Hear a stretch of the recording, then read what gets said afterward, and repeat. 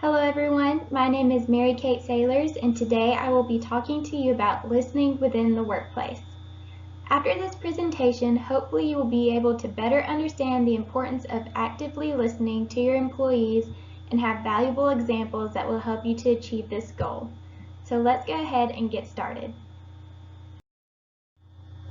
Deb Larson once said, "Do not listen with the intent to reply, but with the intent to understand."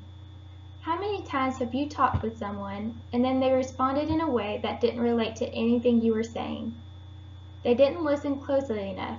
They only heard what they wanted to hear. Maybe you felt disrespected, hurt, or frustrated. This happens to everyone on a daily basis. So how can we, as leaders, fix this? Throughout this presentation, I'm going to give examples and guidance on how to be an active listener in order to improve your business. So what's the difference between hearing and listening? Hearing is defined as noticing with the ear the sound made by someone or something. However, listening is defined as making an effort to hear something and give attention to a sound. In other words, hearing is accidental, involuntary, and effortless, whereas listening is focused, voluntary, and intentional. So why is it important to listen? It's important for a leader to have good listening skills due to the fact that they can focus more on what their employees are saying. If an employee has a problem that they need help with, it's better to actively listen to their issues instead of just hearing their voice as they're talking. If you don't listen, you miss information, lose employees' respect, and keep the problem from being resolved. Being in human resources, active listening is a key trait to my career. Employees come to me every day with problems. Some are problems I can easily fix, but sometimes people just want to express their feelings and feel heard. This is where being an active listener is crucial. Their problems aren't always expressed clearly. Some don't bluntly state what they need help with. I have to figure out what it is that they are truly wanting by listening to them carefully and picking up on certain cues. For example, an employee came to me yesterday asking about going on leave for surgery. Before leaving my office, he made a slight comment about paying bills.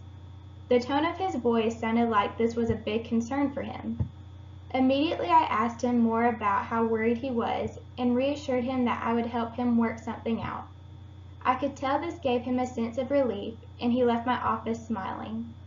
Listening to him and hearing the tone of his voice is what helped me to better understand what he needed help with. Here are a few techniques I use and suggest others use to have strong listening skills. Try giving all of your attention to your employee. Don't multitask or lose your focus when listening to them. You can even write down important notes, if possible, to help pay attention and have something to go back to later. Listen intently and also pay attention to the tone of their voice.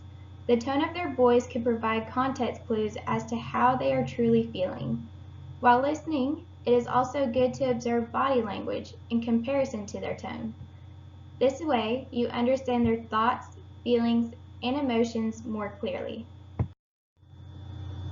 In conclusion, actively listening to your employees is important in order for a business to succeed.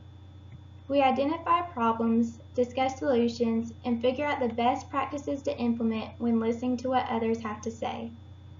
Also, we listen in order to create trusting and reliable relationships between our employees. I suggest that you try focusing solely on your employees when they are talking to you. Pay attention to what they are saying and how they are saying it.